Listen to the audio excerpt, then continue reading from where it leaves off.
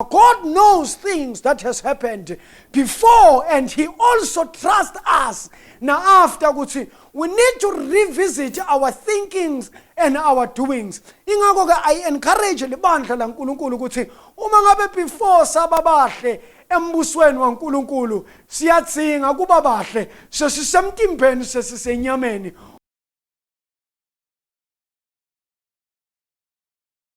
Members of the congregation, lekulibandla laNkulunkulu siyanibingelela egameni lika Jesu.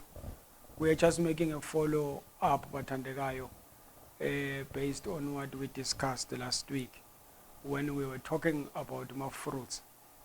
This week bathandekayo saints, we are talking about what sets you apart.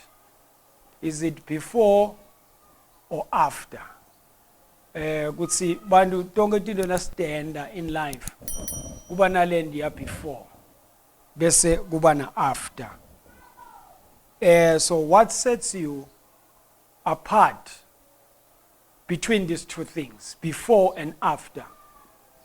This message bathandekayo, it includes marriages. This message includes uma ngabe umntwana from your childbirth up until ufike to a stage la ukhula khona. This message include your academic, because before you started at school and after you finish esikolweni. This message will include bantu labathandzanako ukuthi how was it before and after.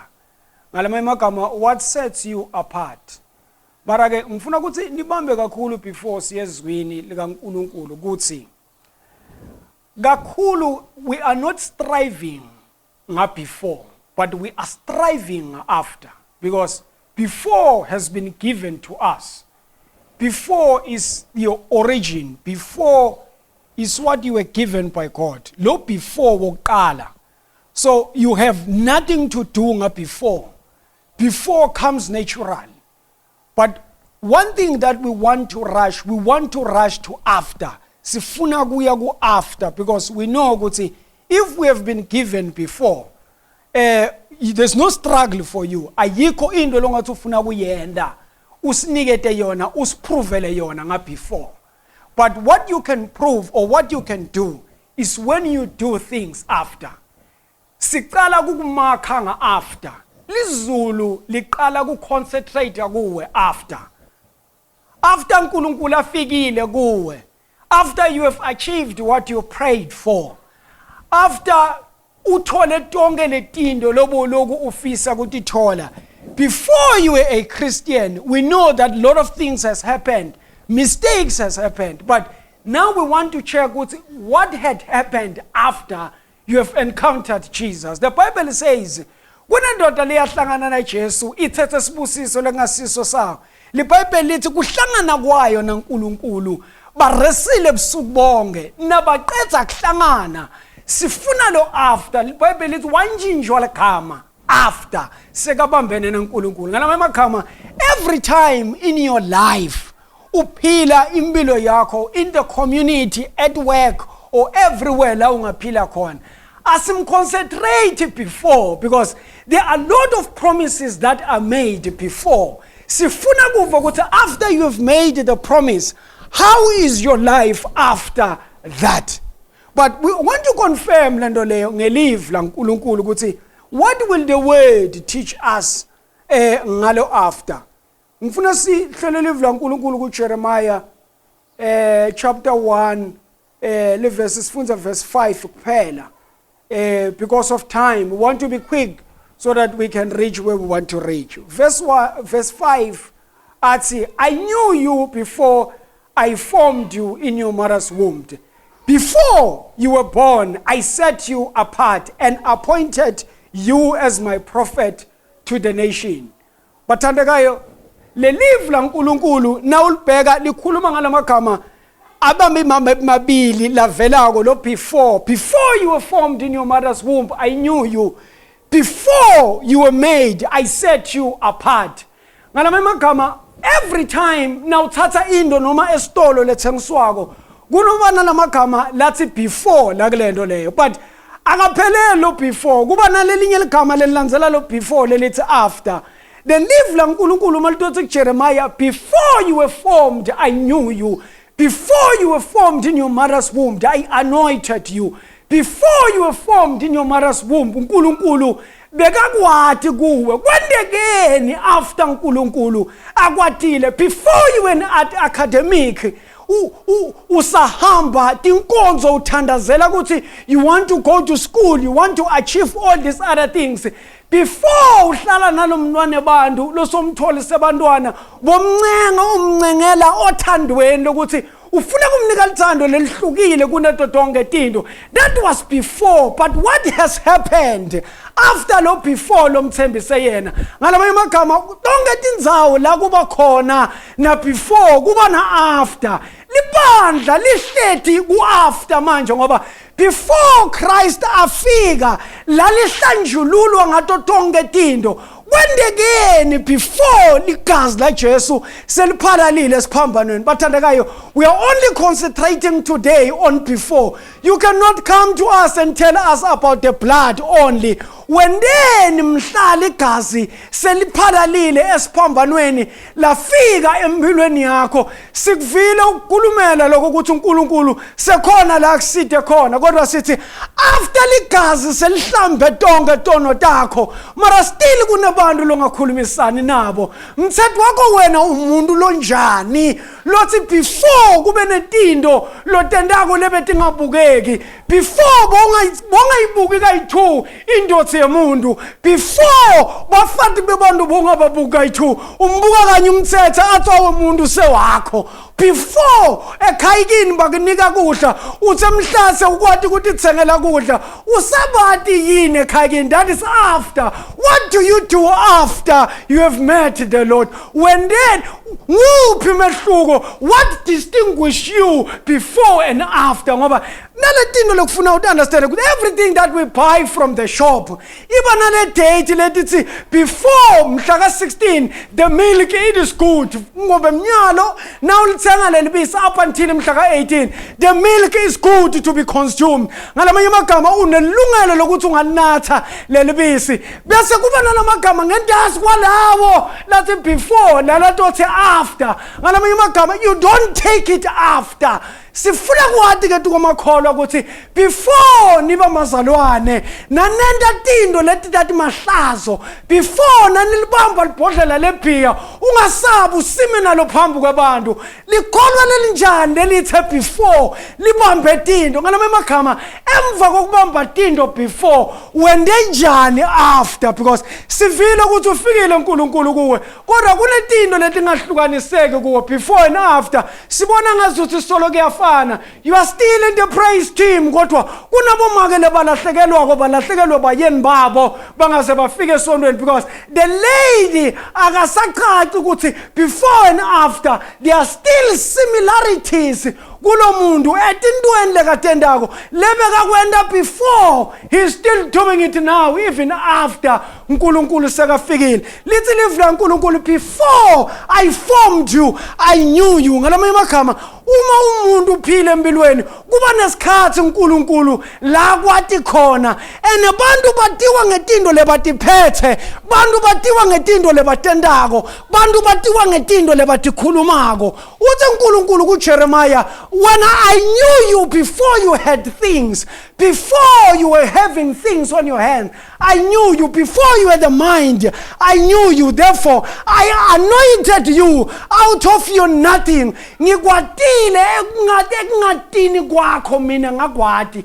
Ngakusetha apart from all things. That was before uNkulunkulu akhuluma naJeremiah. Sifuna kwathi uNkulunkulu ukuthi uthi Jeremiah, kwendekeni emva kwaloko Jeremiah, before the phrase of I knew you and the phrase of now, so kwathi kuba semtimbeni, so uvelile, so kwathi kudambela, so khona ukuthi cabangela ukuthi tiyafana ileti khaya, so khona yini mehluko. Akunendi bazalwane ukuthi uma ngabe uNkulunkulu asatile before bese ucabanga ukuthi usakwati nanyalo, akasakwati uNkulunkulu. How can God know you ube ngabe uNkulunkulu akwatile uphethe libhodlela lephia wakuhlanda ngengadi yakhe uexpect ukuthi nanyalo uNkulunkulu usakwati uphethe naletindo leto kube uconfirm ukuthi ingadi yaNkulunkulu sekuhlanzile ngalama emakhama uma ngabe uNkulunkulu ukwatile unganayo indodza nyalo uyakwati so nayo indodza therefore lele sekayibonako levelako yesithathu yesine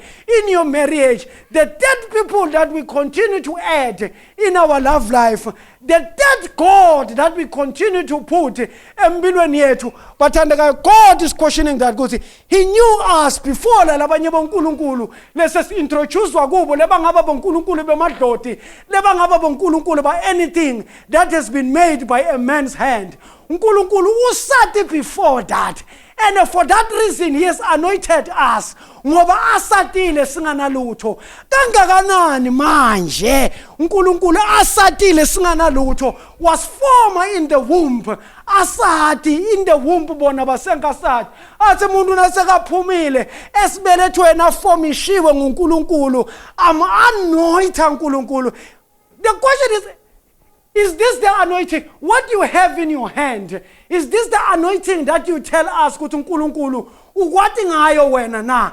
Is what you utter in your mouth. Lento loyikhuluma ngemlomo wakho. Ngile uNkulunkulu leka kwati ngayo yini? Is this what God has anointed you to do na emphakathini? Is this God that has ordained you to do in the community? If that is not what God has ordained you, this is not what God knew about you. This is not what God has set you apart. We are so concerned about what people are saying about us. We even drive away from the presence of the Lord because we want to be known by people. But this is what sets us apart today, is that if God knew us when we had nothing, he knows us now when we have something. The only thing, we have to set ourselves different from other people by adhering to God. The Bible says this Jeremiah was when prophetic kaNkulunkulu where Israel was captive la Israel besekabanjwe khona this is what has set him apart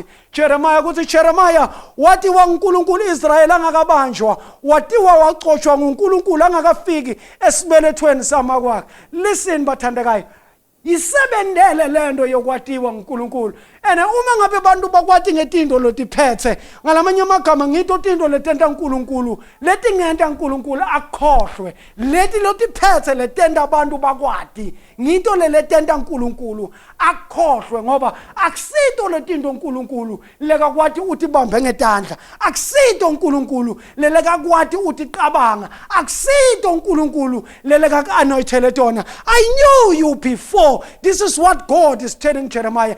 Ikhona abazalwane lendo yokuthi uNkulunkulu akwati usesesibelethweni sama kwakho uthi ungaphuma ugacele ngetinto asinaka kubuka athi I have never met this person because this is not what I have ordained. This is why is not what I have set apart. Ngalamanye amagama bathandekayo we owe kuthi si athiere tukwaletindo uNkulunkulu leka sati ngato ungatiwa watelwe tindo tebantu ngoba awuqoshwanga abantu wena kodwa wena uqoshwe nguNkulunkulu ene akwati akukhathaleki ukuthi abantu bebangathanza ukuthi bathini ngawe awuhambi wena ngeanointing yebantu wena uhamba ngeanointing yaNkulunkulu I knew you before kwendekeni manje uma ngabe uNkulunkulu angatile before does he still know me what's the way out kumbe what's the way in for me to introduce myself and ukuthi mhla 2014 wawusindisiwe that doesn't guarantee ukuthi usasindisiwe namanje ngamanye amagama every day you have to look at yourself in the mirror and say am I still good am I still known by uNkulunkulu na ngabe ngisatiwa nguNkulunkulu na is this what God has anointed me before ngoba mhla ngisayohlanganyela ebandleni ngafike ngalunga insindisweni ngathi bamba tonke izinto tensindiso ngatenda ngendlela uNkulunkulu afuna ngitende ngakhona kodwa ngithe ngafika ngaba comfortable kakhulu ngayibuka emehlweni indodana yomuntu ngayithatha ngayimbuka emehlweni umfato womuntu ngamthatha that is not God what has ordained you to do in life. You need to reschedule your life, recheck your life kuthi yini le uNkulunkulu leka ngiordainele yona yini le uNkulunkulu leka ngisethele yona apart bukalani we know what we all want to be successful in life. But mhlambe akusiko uNkulunkulu lekasi-anointhele kona. And uma ngabe le tinto uNkulunkulu kungasito lele kasigcobele tona, sihambe sithathe tinto letenda uNkulunkulu asikhohlwe ngoba setisetandleni tethu. Bathi bantu lesikhathi bakubuka bathi, oh, what a faithful or a successful, a prosperous man. Athi uNkulunkulu ebucebeni kwakho uNkulunkulu athi ngiyamkhumbula lo mntwana nami asathandaza imihla ngemihla, athandaze ekseni, athandaze emini, athandaze ntambama. Ngiyamkhumbula asethi imoto bekafika yele esontweni indumiso yakhe yayivutha ngoba wayenganalutho. That was before lo muntu wayeshisa endumisweni yaNkulunkulu. Simfuna after seka-access tonke letinto lekende kahle ngato phambi kwaNkulunkulu ukuze atithole. Mhlane imoto bonke labantwana bemantombazane nakumfana bala isontweni boma akasa-attend night prayer, akayingeni unema meeting 24/7 onke sonke isikhathi nguye wema excuse nakufuna hlabele kufuna nimthandaze. Mina njengami ngituka ministry yekuhlabela nakufuna hlabele kufuna nimthandaze ngoba that is after. So accessile tinto taNkulunkulu. Lalelani bathandekayo, igade lento ukuthi uNkulunkulu aze angakhohlwa angasho lamagama leka washo kuJeremiah. uJeremiah God is saying those words to encourage him because Israel bese kabanjiwe asesiveni la capturishwe khona. But to us uNkulunkulu usho lamagama lawo because before and after kithi ulaye kwendeni ukuthi senda kahle before access tinto, kodwa mhla sesi-accessile tinto we tend to be different. Emishadweni yethu silunga sisangena, kodwa singaze siphume senda letinye tintombi singaze sifike sibe phakathi siyakhohlweka siyakhohlwana ukuthi is this person still the person that said he wants to get married before he went to a marriage? Before lo akhulelisa le ntombatane yelisonto bekathembeke kakhulu, bekayivulela sigaba semoto ingene phakathi ayiphathele iumbrella. This week I was watching this guy who was making a comedy khona lapha ku YouTube. Athi every time uma ngabe intombatane ingakakhulelwa kuba nalento yokuthi ungaphuma amapholo abuya toyilanza le ntombatane kwambe kuyodaswa noma ngabe nguphi, kodwa kungaze kube nesisu nemntwana sekumbe lo muntu nasekakhulelwe kuvuswa boba besibanyoni sekufuna kubuya amaveni atolayisha le ntombatane lekhulelwe. Ngalamanye amagama before the girl aba ku shape yakhe bekuthi abantu batomlanza ngetimoto takanokusho, kodwa mhla konakala kwendakala monakalo akusasinjalo. After ma consequences, people they cannot bear those consequences. Therefore all Christians should come in line and say, before sasibazalwane lesasiqinile sasingathelwa ngalutho thina sasingasikwa thina ngenxa yetithembiso taNkulunkulu. Thina njengabazalwane sasingagatshiswa lutho thina ngenxa yetithembiso taNkulunkulu. Before sasingagatshiswa lutho, uma ngabe after sibe sesiyagatshiswa bonke labagabe tinto funa balahle leto tinto because akusafani before and now. They have taken a turn lebaphambanisako. Atothi uNkulunkulu before I knew you, ngalama magama uNkulunkulu uma akwatile before, he still needs to know you even after. Uma ngabe watiwa before ungayendi lento ukuthi after bese usatiwa, ngoba lento yokwenda ukuthi after ungasatiwa, after nguye bathandekayo losiyise ekhaya. Ezulwini asingeni nga before, singena nga after ngoba after une continuity, after unalento yokuthi sesiyongena enkazimlweni. Bathandekayo, this is very important, before and after. Uma ngabe after or before kwewalunga phambi kwaNkulunkulu, hamba nako kulunga kwakho. Awungagadwa ngilabanye bantu duke kulunga kwakho ngoba kulokulunga kwakho kuhleli isibusiso sakho. Therefore, in conclusion to this sermon, ngithi uthi uNkulunkulu kuJeremiah, I knew you before, I anointed you before. Move from before to real life. God is talking to Jeremiah about things that were in the vision. Ezweni likamoya sekasemtimbeni funa ende kahle phambi kwaNkulunkulu. ukuze lesethembiso uNkulunkulu lekasendile kuye before sikwati kufika la uNkulunkulu afuna ukuthi Jeremiah afike khona. I motivate every Christian ukuthi kukade before wakho mkade mlungise before wakho kuze aphende kumbe ablende abe kahle nalo after wakho.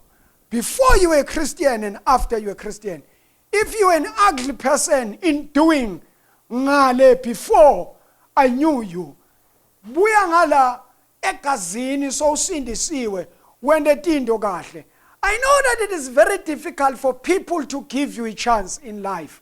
There's one thing lenge ngayifundziswa ngilomnye baba wathi yena uma ngabe bantu ubabitile ukuthi batodla kudla kwakhe emcimbini utobatshela ukuthi wena sowusindisiwe uphendukile uthethelelwe izono. Bayafika abantu badle kudla kwakho nabacetha kudla bakhuluma into leyi1 bathi lona angeke aze ashintshe because people they cannot process lendo ya after ya before na after. Therefore I encourage my Christian ukuthi they need to reach and balance lendo ukuthi if before bongakalungi after so encounter uNkulunkulu lunga shintsha yenda tindo ngendlela le different than before. Uma ngabe before bowulungile even na after so uhlangana naNkulunkulu chubeka phela lunga hamba kahle tuke kukholwa kwakho musa kungena ama politics elisondo uzolahlekelwe bukhona baNkulunkulu musa kuhlala othandweni lakho nankosikazi wakho urelax to a point where ngale kube uze umntwana bandathi bekungcono before singakashadi kodwa mhla sishadile wajika lo muntu yilungise lenkulumo ngoba uNkulunkulu ukhuluma after uthi Jeremiah I knew you before ngalama emagama God knows things that has happened before and he also trusts us now after ukuthi we need to revisit our thinkings and our doings. Ingakho ke I encourage libandla laNkulunkulu ukuthi uma ngabe before sababahle embusweni waNkulunkulu siyatsinga kuba bahle sesisemtimbeni sesisenyameni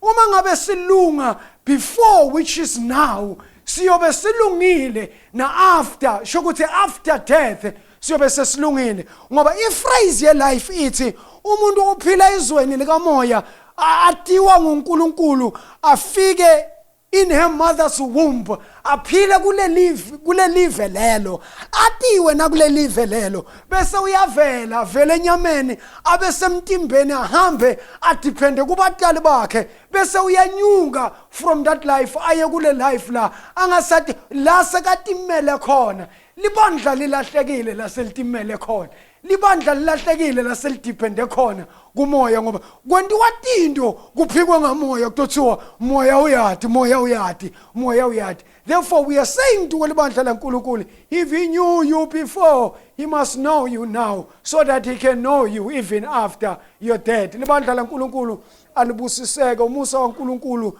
mandla uNkulunkulu akanengamele wonke umuntu lovumako ukuthi but before I was a good person and now I am a bad person. I was turned by people. We know ukuthi people they've got a tendency yokugucula timpilo tebantu kusinangabe bawunenhlitiyo lenhle bende tinto letimbi leti kwenda kube ngazuthi nyalo songahamba nenhlitiyo lembi but God has anointed you. God has ordained you. uNkulunkulu bekakwati ku libalekele lendo yokuthi uthi watiwa uNkulunkulu bese uNkulunkulu akasakwati so watiwa abantu kuphela ngoba impilo yakho ayinophelela tukwebantu kodwa impilo yakho yophelela esandleni saNkulunkulu. I knew you before Jeremiah.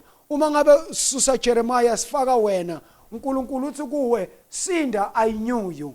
Ngalamanye amagama uma ngabe uNkulunkulu ungatile asesimuveni sifuna kwathi ukuthi usangati nyalo yini uNkulunkulu ngoba letindo letenda ukuthi uNkulunkulu angati mine kuthi ekucaleni bengingakaphathi lutho kodwa mhla kunetindo lengitiphethe akangatanga uNkulunkulu ngatiwe bantu. Akusirong kuba successful, you can be successful.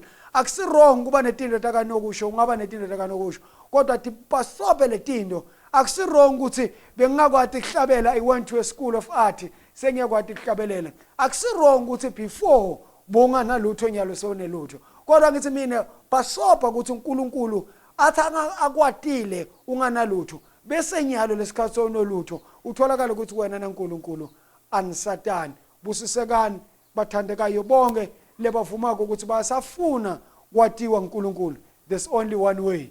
Christ is the only person that we turn to introduce ourselves anew kuNkulunkulu and say baba besathi ukuthi uyasathi kodwa endleleni sambe sakhohlweka phambi kwakho ngaKristu sibuyile phambi kwakho sithi Nkosi siyatsinga kwatiwa nguwe kugade kwatiwa nguNkulunkulu kugade kwatiwa abantu kodwa ulahlekelwe nguNkulunkulu tigade letindo leti tigade kwatiwa bangani bakho kodwa abantu abakho lobatalako bangasakwati bathi babe beka right anganamoto kodwa mhlabe nemoto sisamadi akasahlala ekhaya so uhlala emigwaceni mgade kugade lokho kuwe nebantu abakho busisekani bathandekayo uNkulunkulu anisiza anifihle anisibekela animela anilwele anincobele kudo tonke timbile ntilwako nesatophinze nibuyele natane naNkulunkulu. God bless you. Singavala amehlo bathandekayo siyathandaza baba siyabonga egameni lika Jesu Kristu waseNazaretha ukuthi ezweni lika moya siyatiwa magama ethu alotshiwe ezweni lika moya kodwa Thixo that was before.